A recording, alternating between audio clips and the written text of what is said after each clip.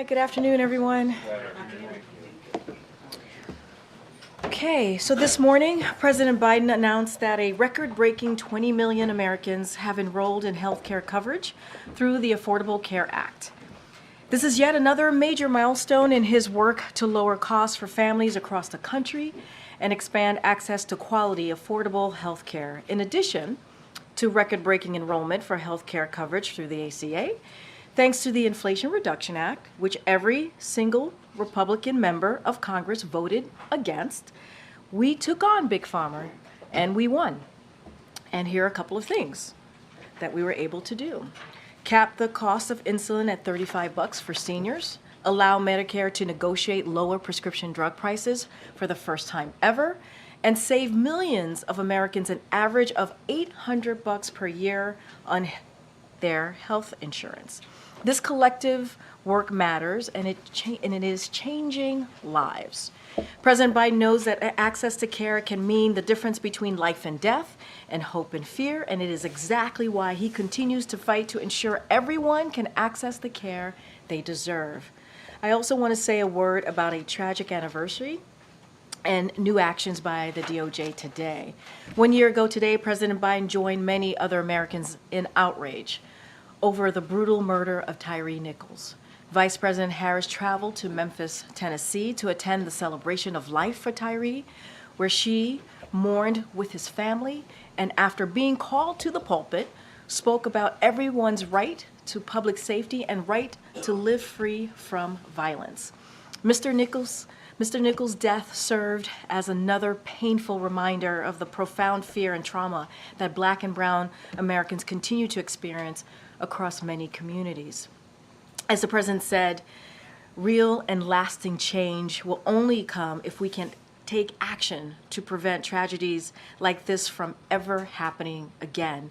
Today, the Department of Justice is issuing a new guide for states and localities to help ensure that specialized crime units, like the one involved in Tyre Nichols' death, are thoroughly accountable to the communities they serve. This guide builds on the actions this administration has already taken to advance effective and accountable policing, including requiring that federal law enforcement agencies ban chokeholds, restrict no-knock warrants, and contribute to a newly established database for federal law enforcement police misconduct. In addition to today's DOJ guide, the president is continuing to urge Congress to pass the George Floyd Justice in Policing Act to advance accountability, transparency, and public trust in law enforcement across the nation. And with that, I will turn it over to the Admiral here, who is here to discuss the latest development in the Middle East and, of course, in the Red Sea. Admiral? Good afternoon.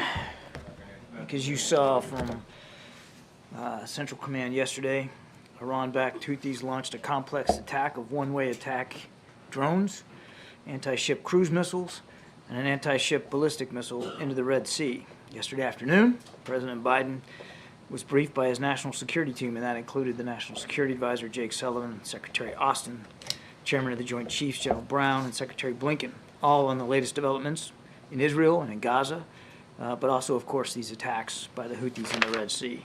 Thankfully, due to some exceptional work by naval personnel aboard the aircraft carrier USS Dwight D. Eisenhower and the destroyers Gravely, Laboon, and Mason, as well as a ship from the United Kingdom, the HMS Diamond, there were no injuries and there was no damage reported.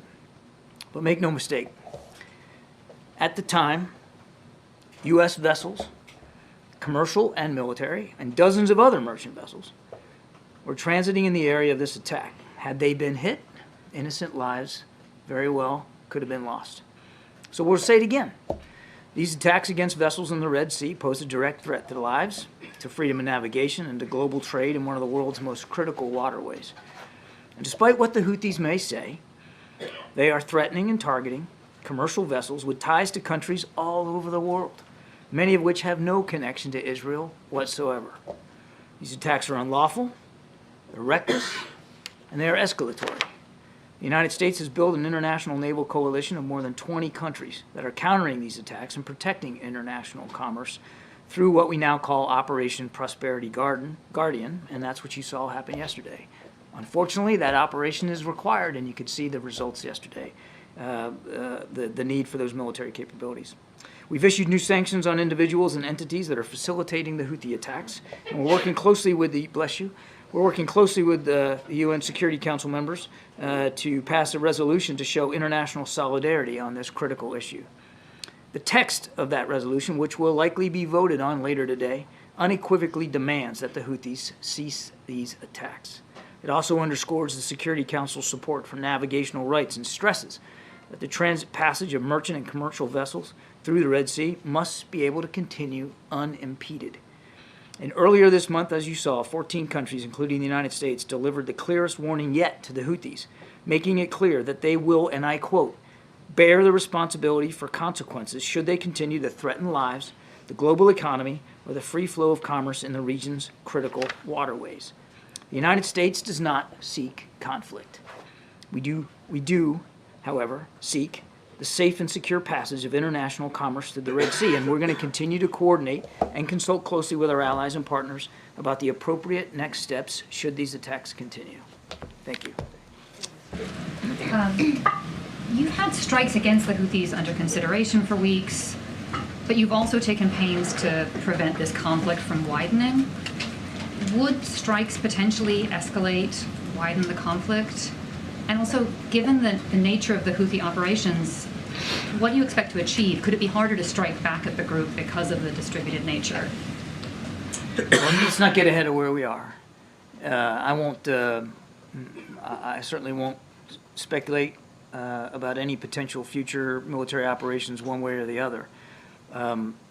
The best solution to this situation not escalating is for the Houthis to stop these attacks. In the interim, since they've shown no predilection to do that, we're going to do everything we have to do to protect shipping in the Red Sea, and I think I'm just going to leave it there.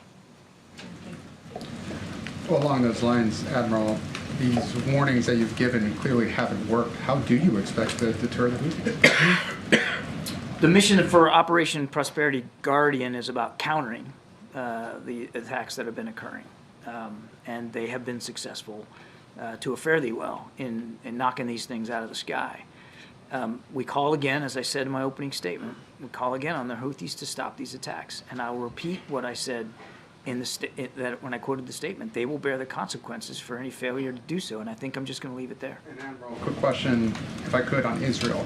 You mentioned a couple days ago that President Biden has spoken with Prime Minister Netanyahu over the holidays.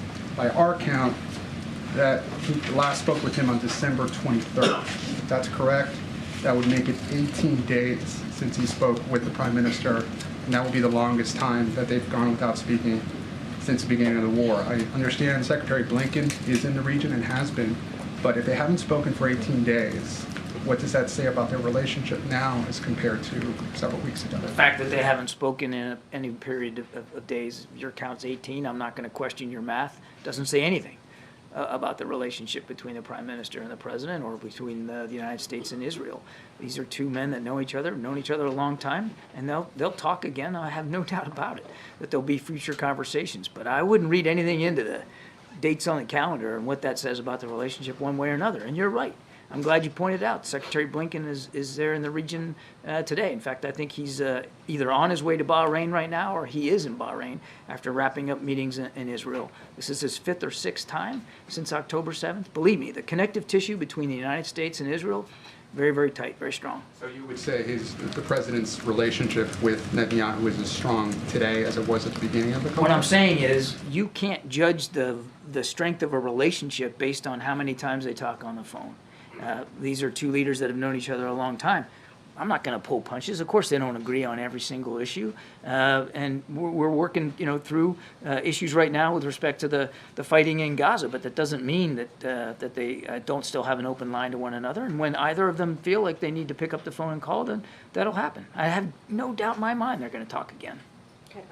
Given the attacks have increased in the Red Sea, have the steps that have been taken so far not working to deter future attacks? I think I just answered that exact question. But can you say a little more about, does the mission think that the step up either direct retaliation or something else? The Houthis have a choice to make. We've warned them. We put ships in the Red Sea. They've got a choice to make, and the right choice is to stop these attacks. And as I said, again, I'll say it 3 times now, they'll bear the consequences for failure to do so. And another question is, the AP has obtained some videotape of shooting in the West Bank, some Israeli soldiers probably shooting some Palestinians allegedly without provocation. Has the administration aware of this, the shooting, and also what concerns you have about kind of some of the violence that you've seen in the West Bank and how that could escalate the conflict? This is the first time hearing that report, so I can't speak with any granularity about the level of awareness across the administration. This is the first time I've heard that, so I'll have to take that question back. But the president has spoken, I mean, from an early time, I mean, really early on, about his concerns about violence in the West Bank and that being perpetrated largely by settlers with extreme views, and how much he absolutely opposes that. That violence needs to stop. Just on Secretary Austin, when Jake Sullivan learned that Austin was in the hospital, did he ask why? Was he given a reason? Yes, of course he wanted to know why the secretary was in the hospital. But I'm not gonna detail each and every phone conversation that we've been having with the Pentagon since finding out about this. But yes, of course, we were all curious to know. He's the Secretary of Defense. He's a key member of this administration, so we were all very curious as to what put him in the hospital. So what answers were the administration given when they were asked why?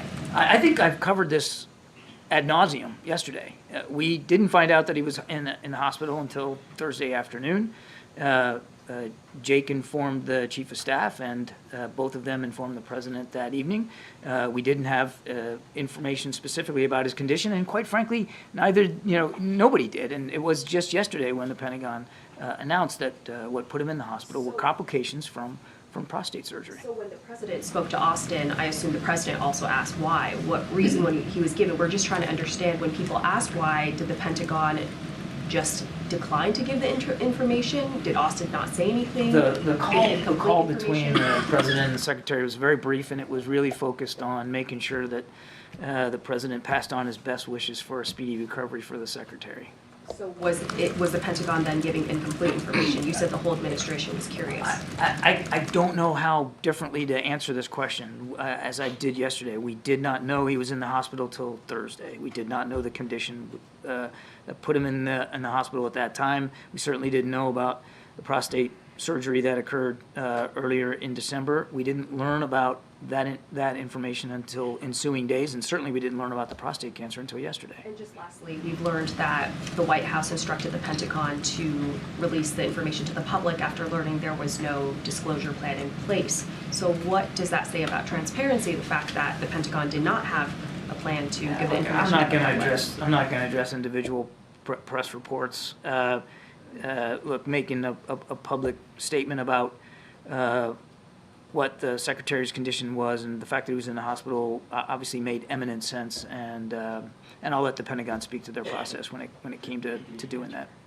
On the security situation in Latin America, saw the statement from National Security Advisor Sullivan saying you're committed to supporting Ecuadorian security and prosperity and bolstering cooperation with partners to ensure perpetrators are brought to justice.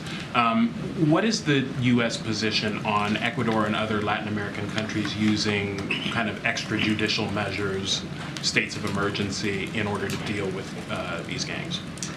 Well, so first of all, our concern is over the violence and seeing that stops. And as you saw from Mr. Sullivan's tweet, we strongly condemn these recent attacks, and we are committed to helping support security and prosperity for the people of Ecuador. I would just say, look, we're monitoring this situation. We're willing to take concrete steps to improve our cooperation with the government of Ecuador as they begin to deal with the violence and the stressors on the population that this violence has occurred, and I think I'll just leave it at that. What kind of support are you providing to them, or are you willing to provide to them? We haven't had a specific conversation about exactly what that would mean, but I would walk you away from any consideration of U.S. military troops or anything like that. There's no plans for that, and we ought to just kill that right now. But certainly we were willing to talk with the government of Ecuador about what they might need. Could be maybe some investigative help, that kind of thing.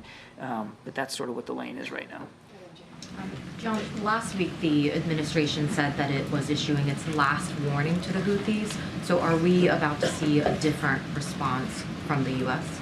I'm just not going to speculate one way or another about next steps. As I said, we're consulting with our allies and partners about what the next steps might be. Again, the Houthis have a choice to make here, MJ.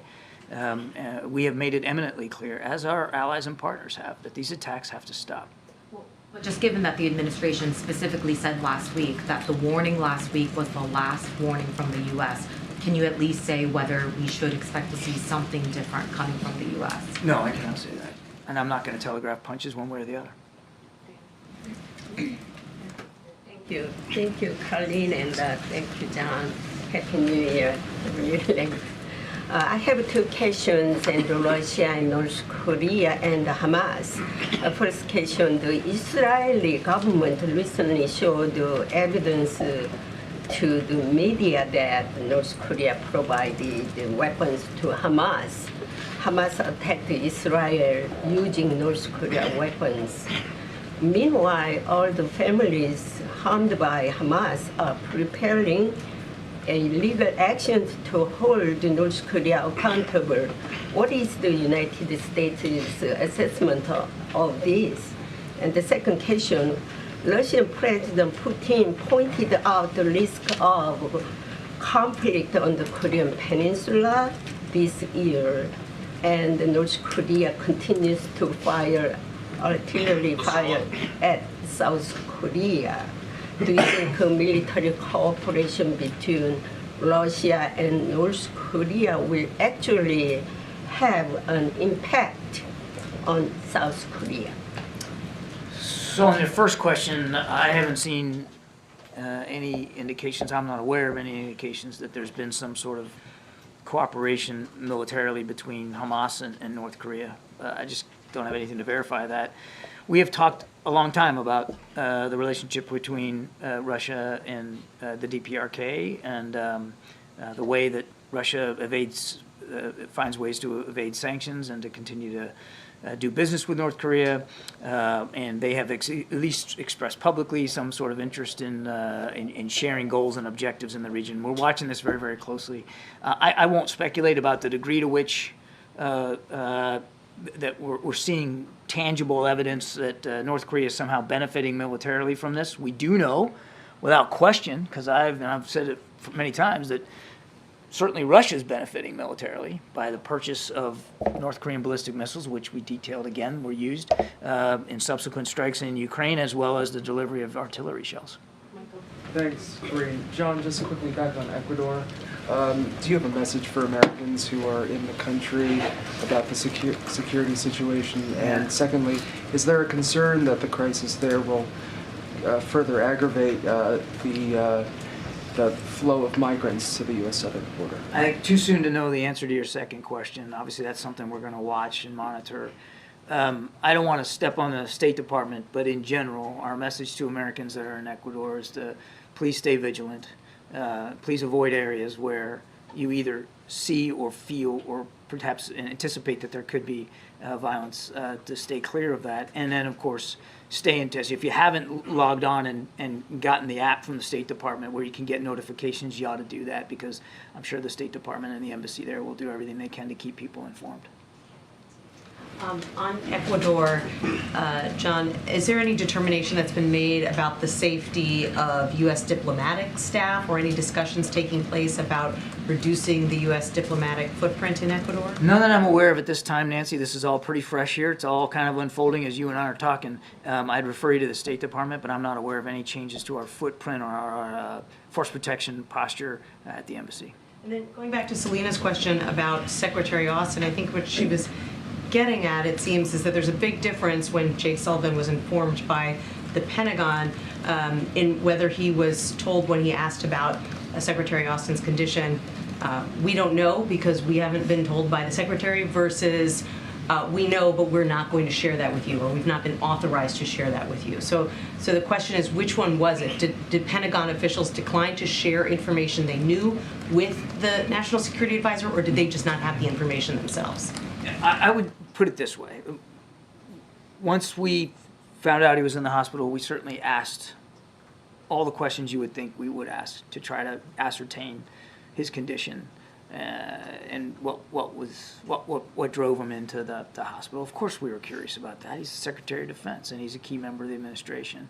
I would just tell you that that effort to try to get more information was overt, and it was genuine, and it was certainly in the spirit of making sure that we understood what was going on with him and in terms of his recovery. I'll let the Pentagon speak to the information flow, both publicly and inside the chain of command, but I can assure you that throughout every step of the way, from the time we were notified until, yesterday when we all found out that he had prostate cancer, there was no lack of curiosity on our part, no lack of or slackening of an effort to try to find out what was wrong with him. You don't want to characterize the responsiveness coming to you from the Pentagon. I'm not going to do that. Yesterday, House Speaker Johnson met new Taiwanese ambassador. Has the president met the new ambassador yet? If not, is he going to meet soon? As the president, I'm sorry, can you repeat the... Speaker Johnson met new Taiwanese ambassador yesterday. So I'm not asking if president met the new Taiwanese ambassador yet. I don't believe there's been a meeting, and obviously, if and when there is, certainly that would be something we would make public. Kim Jong-un said South Korea is their principal enemy. At the same time, South Korea is what? That's their principal enemy. But at the same time, Kim Jong-un sent a message of sympathy to the Japanese Prime Minister over New Year's earthquake in Japan. How do you see Kim Jong-un's different approach to towards Japan and South Korea? Do you think he invite any message to the United States? It's a failing exercise for me to try to get inside the brain of Kim Jong-un. What goes on between those ears is not something I really know about. I can't speak to his motivations in that regard. I just wanted to follow up on a question my colleague asked yesterday. The Israeli Supreme Court's decision to prevent journalists from accessing Gaza and being able to report in Gaza independently. Have you had a chance to see if the administration has brought that up with Israeli counterparts? What is the White House's stance on that? We're making a good faith effort to try to get a better answer to you on that. I just don't have it right now. Thanks, Karine. Thanks, Admiral. You mentioned that Secretary Austin was part of the team briefing the president yesterday on the Houthis. I just wanted to ask you if you're confident that Secretary Austin is up to speed and fully au fait with all the with the decisions regarding possible action against the Houthis. Yes.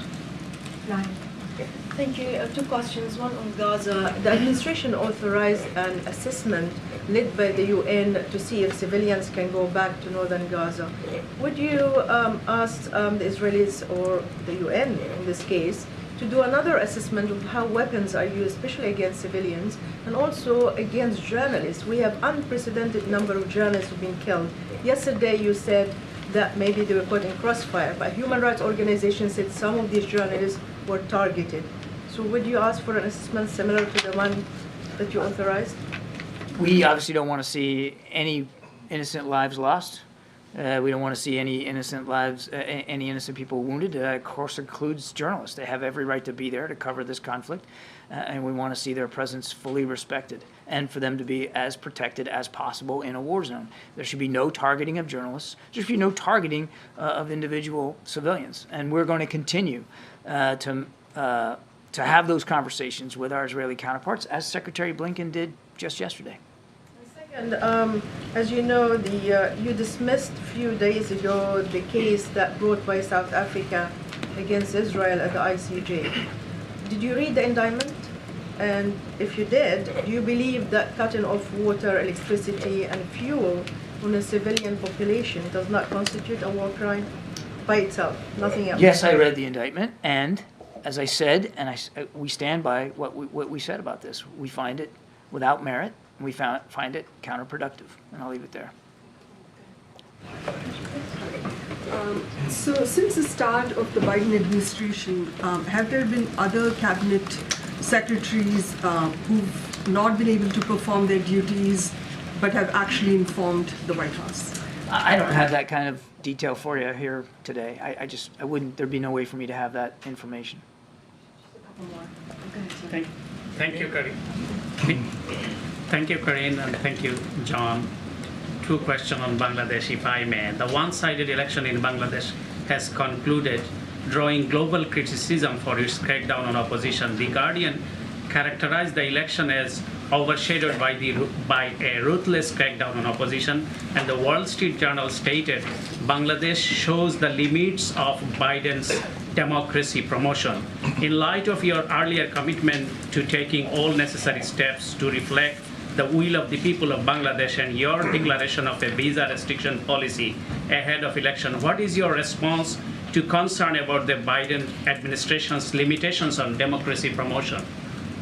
We obviously still believe in the importance of viable, vibrant, democratic institutions all over the world. And nothing has changed about our desires to see that the aspirations of the Bangladeshi people are met.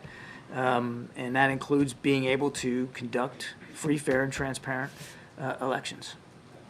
One more. Nobel laureate Professor Muhammad Yunus, a recipient of the Presidential Medal of Freedom and Congressional Gold Medal, received a 6-month sentence on New Year Day, widely believed to be driven by political vengeance from the ruling prime minister. Is President Biden aware of this current situation, considering Yunus' remarkable contribution to the poverty alleviation around the globe, and he was White House numerous times and he received Presidential Medal of Freedom? I'll have to take the question. Good, thank you. You said that Secretary Austin took part in the conversations regarding the Red Sea. Do you know if he was conducting his business from the bedside, or is he released from the hospital?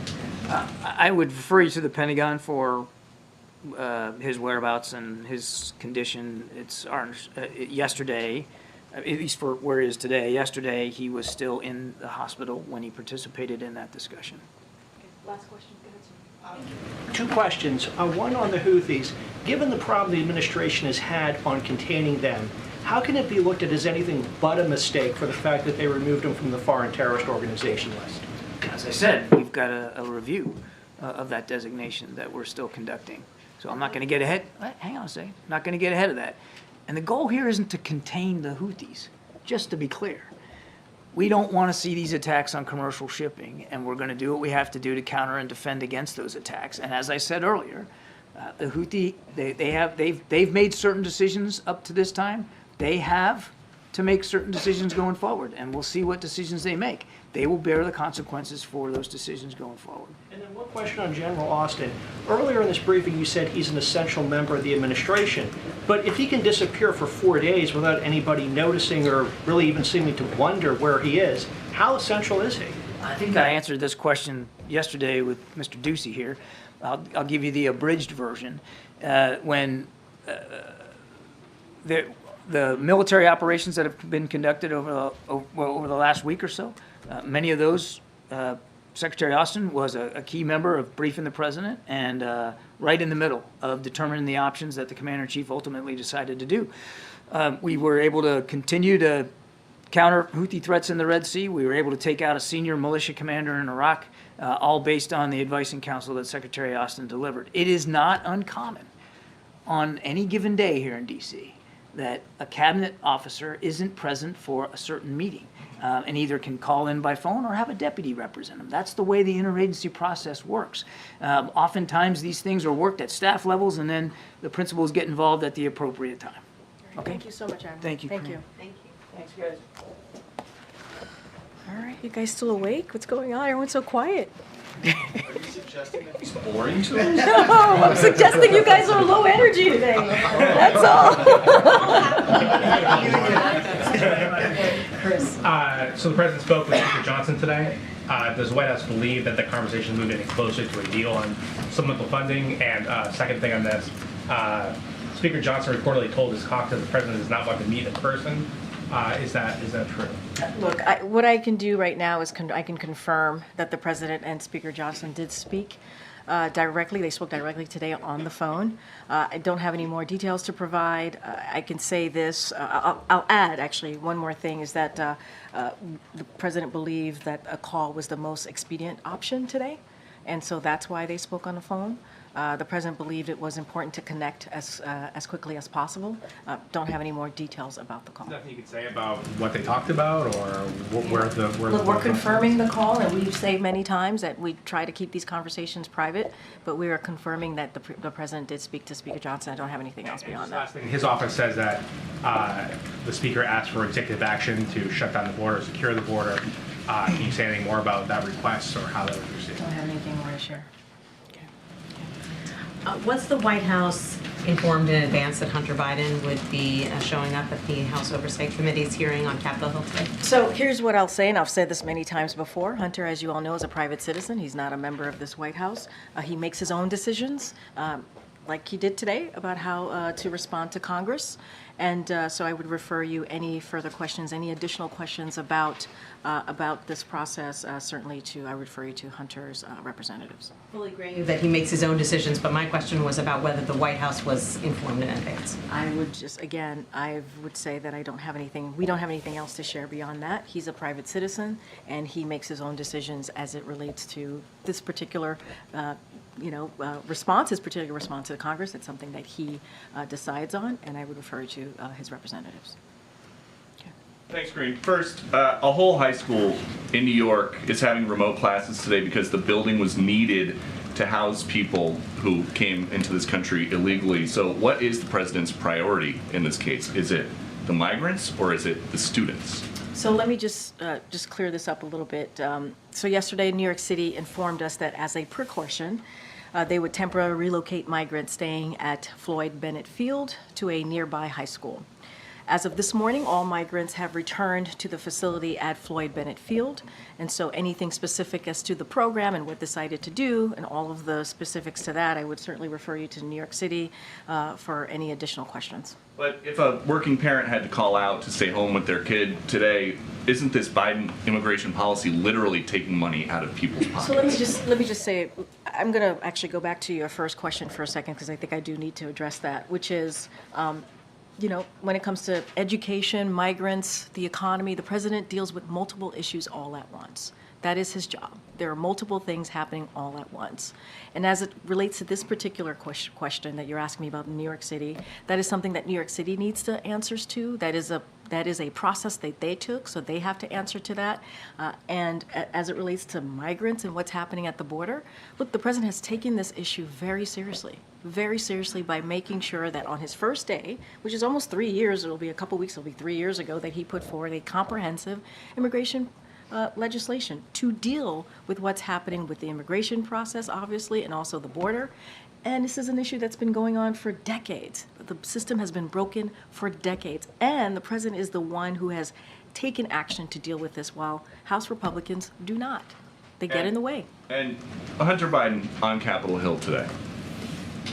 How big of a headache is that for you?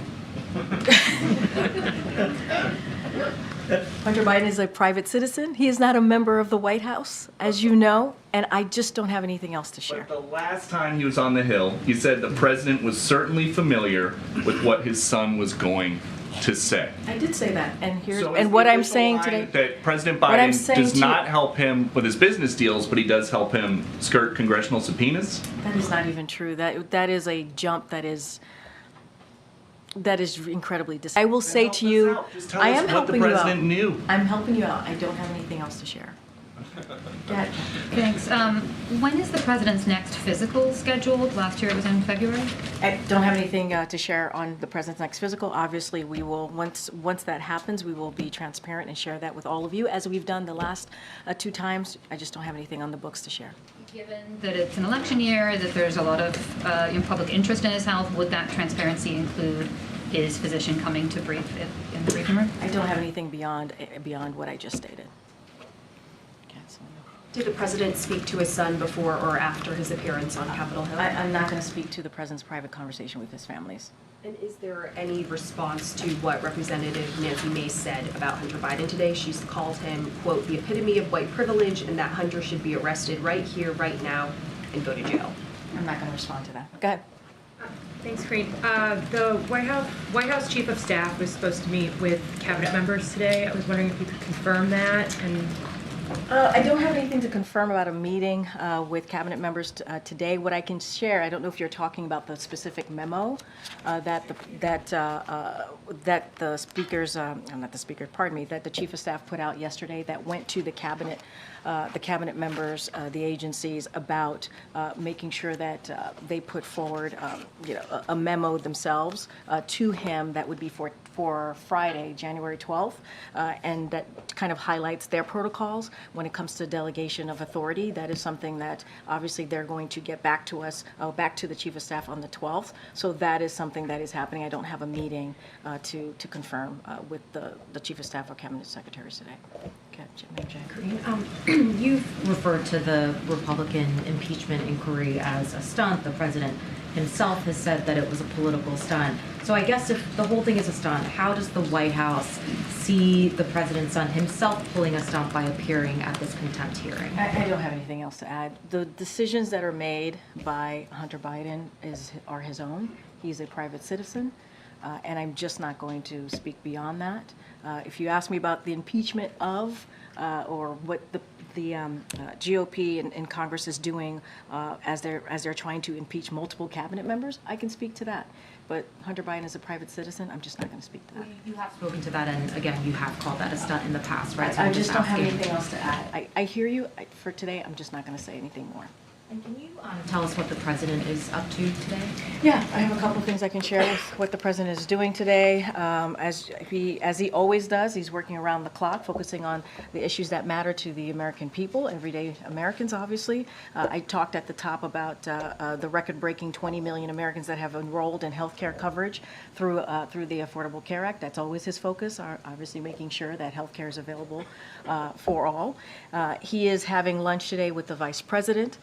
He was briefed by his national security team this morning. He spoke directly, as I misstated and confirmed to all of you moments ago, to Speaker Johnson, and he's looking forward to traveling to Allentown, Pennsylvania on Friday to discuss how communities across America are coming back thanks to Bidenomics and also Investing America agenda, and so that's what his day looks like today. Since there isn't anything on his public schedule, what would the White House say to any Democrats that might say, we're now getting closer to the election, the American people need to see him every day out in public? So I'll say this, and I have to be careful, right? This is an election year. I am a federal government employee. I cannot speak to a upcoming election, but I certainly can point to the president's schedule over the past couple of days, right? He went to South Carolina. He went to Valley Forge. Valley Forge, he talked about something that is incredibly important, our democracy, our freedom, and how we must protect that, how we must do everything that we can to make sure we keep our democracy strong, and how there's a decision for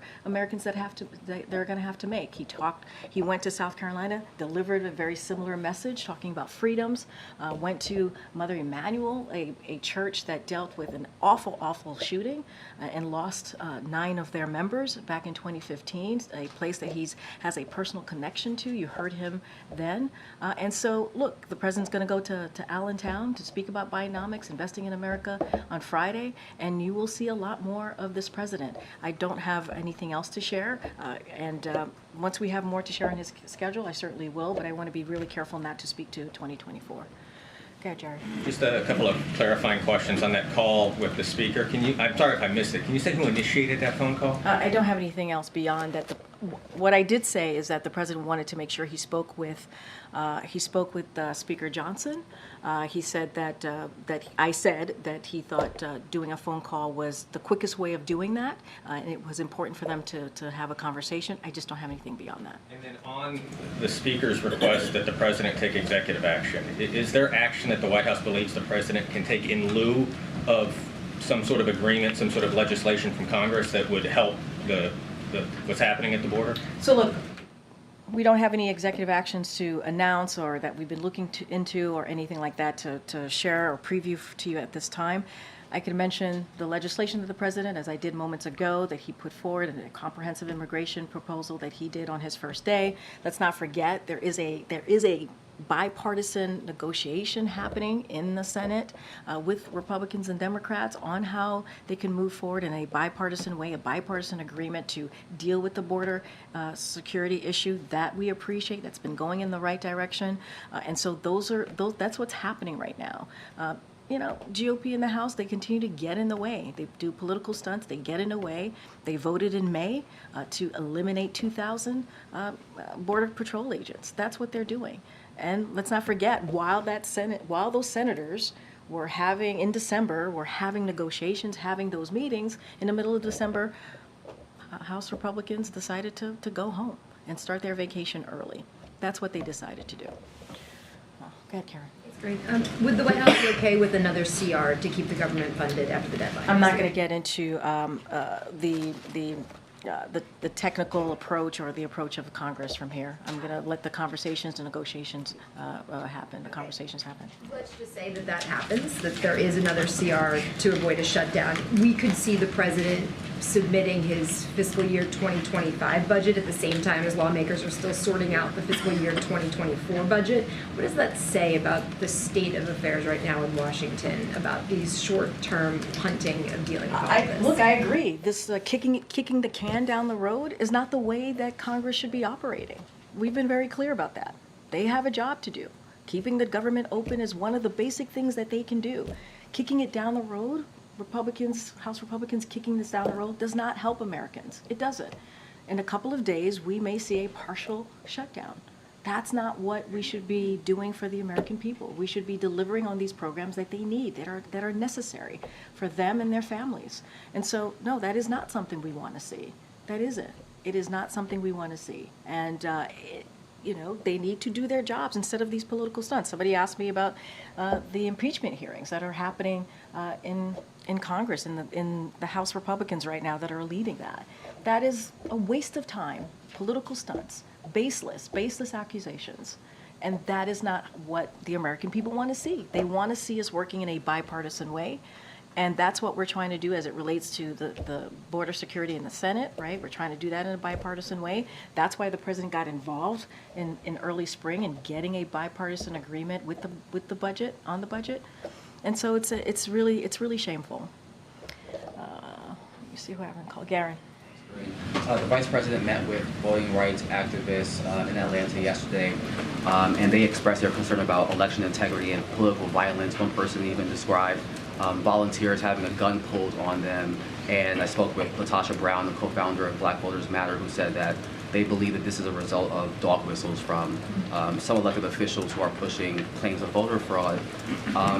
What level of concern does the White House have for violence to be taking place on election workers and volunteers, and what federal deployment or resources are being deployed to assist them?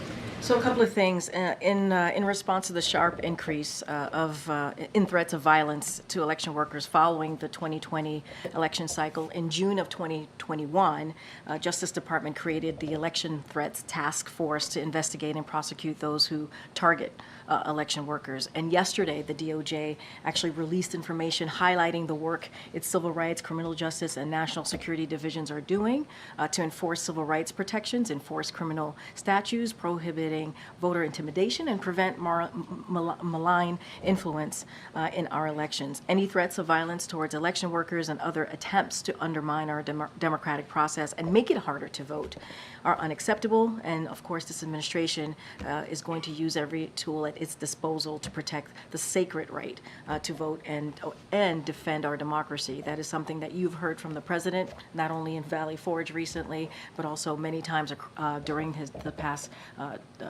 almost 3 years of his administration. So we're going to be steadfast on that. Go ahead. Thanks, Karine.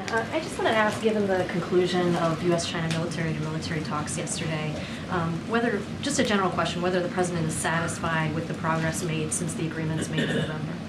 So I have not spoken to the president about that. I get the question. I just don't have anything to share to what we've already put out on this, but I have not spoken to the president specifically to get a sense of that. Feeling he has about, a various range of issues. You had fentanyl, we had expectation that China would be a stabilizing force in different conflicts. Is there a sense of whether that's played out the way he had expected? So look, these are conversations that we obviously are going to continue to have, especially when it comes to fentanyl. Obviously, going into, we want to make sure that that is, fentanyl. We don't want that to go into our communities. And so, look, that relationship. You've seen the president meet with President Xi recently. They had a very good conversation. You've seen cabinet secretaries and also officials here in the White House continue to have those diplomatic conversations. Diplomacy is very important here with this administration, with this president. I just don't want to go beyond what we've already shared on this. Thank you. The Chief of Staff said in his memo to Cabinet Secretaries yesterday that they should delegate their responsibilities if they're hospitalized. Since, as far as we know, Secretary Austin is still hospitalized, does the White House believe he should be delegating his responsibilities now? I'm sorry, can you say that one more time? Yeah, the Chief of Staff said in his memo to Cabinet Secretaries that they should delegate responsibilities when they're hospitalized. And as far as we know, Secretary Austin is still hospitalized. So according to the White House or the Chief of Staff, should he be delegating his responsibilities? Well, look, as you heard from the Admiral, Secretary Austin was involved in a conversation, a meeting with the President on national security matters just yesterday. And also the Admiral talked about this as well. This is when we have these conversations or meetings with cabinet secretaries, not just always with the secretary at the top. There are other people that are involved in these important, crucial conversations, whether it's policy, whether it's decision making. And so obviously we've been the Secretary is having conversations with our National Security Council and others here in the administration. I just don't have anything to share on specifics on that particular matter. What I can say is, Department of Defense is certainly reviewing their process and looking at what could have been done better. It's a 30-day review process, but obviously Secretary Austin has been very much involved and engaged, certainly this current week. Way back. I'm trying to call. Go ahead, Brian. Thanks a lot, Karine. I had a question about supply chains.